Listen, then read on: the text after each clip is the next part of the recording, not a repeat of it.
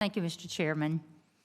Mr. Secretary, as you've mentioned, equipping our Border Patrol with the workforce tools and technology needed to secure our borders is vital to meet the growing crisis that we face on our southwest border. And I'm sure you're aware of the CBP's light enforcement helicopter fleet is critical to providing surveillance and supporting Border Patrol agents on the ground, disrupting unlawful activity. The fiscal year 2022 omnibus included nearly $10 million for light enforcement helicopters. These funds will purchase 2 rotary wing aircrafts to replace the existing rundown helicopters. Many of the helicopters in the current fleet are near the end of their life cycle. Mr. Secretary, this year's budget request includes $20.5 million to support CBP's light enforcement platform aircraft. Will this include a focus on rotary wing aircraft? And have you been able to ride on one of these helicopters just by chance? And if not, I would like to invite you to do that. But my question is, will this include a focus on rotary wing aircraft? Senator, I do not know the answer to your precise question, and I apologize for that, and I will follow up. I will say that we are investing in aircraft. We are investing in technology that is an extraordinary force multiplier to achieve border security. And U.S. Customs and Border Protection's air and marine operations is an extraordinary force in achieving that security, and its personnel are remarkable in their dedication and talent. I'll look forward to following up on your precise question. Thank you. I appreciate that. And like many of my colleagues, I've traveled to the southwest border and seen the work the Border Patrol agents do on a daily basis, an unbelievable task. We've heard statistics of border security operations under your leadership versus previous DHS secretaries. During the month of March, there were 220,000 encounters at the southwest border, 220,000.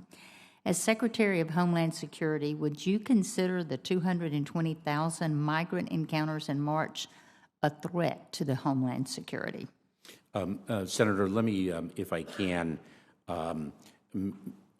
articulate something. I'm not sure you heard me earlier this morning, that the number of encounters does not equal the number of unique individuals encountered at the border, because under Title 42, the CDC's Public Health Authority, individuals are expelled. They are not placed in immigration enforcement proceedings, and that expulsion and the fact that they haven't been in enforcement proceedings allows for a high level of recidivism.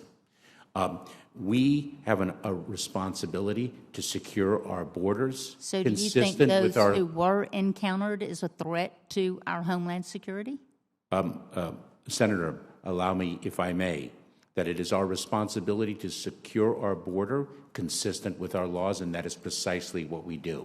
So if an individual is encountered at the border and makes a claim for asylum relief, I understand that, under our laws, and their claim fails before an immigration judge, I understand then we that, remove but the number that individual. were encountered, do you think it is a threat to our Homeland Security? I believe I have answered your question, that we enforce the law that Congress has passed.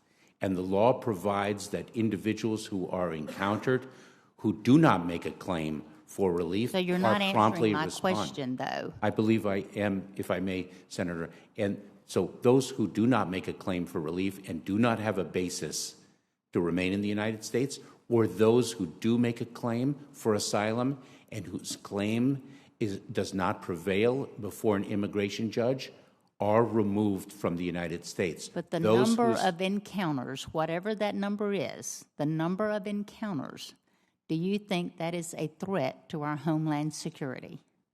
Senator, I believe that the U.S. Customs and Border Protection, the extraordinary 23,000 individuals on our border now and more coming through our intensifying efforts, ensure that there is not a threat at our border through their enforcement of immigration law that Congress has passed. That is You what don't think it's a threat to the Homeland Security is what you're saying. Senator, and I at believe, what point in your judgment does the growing number of encounters become a threat to our Homeland Security? Senator, what I believe is that when the encounters that we are experiencing now are placing a strain on our resources, which is why we have such a comprehensive plan that we are executing to address that challenge. It has 6 border security pillars, 6 vital lines of effort that we have been executing on since September of last year. And if indeed we experience greater numbers, it will place a further strain on our resources. We are looking at how we could address that further strain. Some of those 6 pillars get to the heart of the matter, working, for example, with our partners to the south of our border so that they manage their respective borders.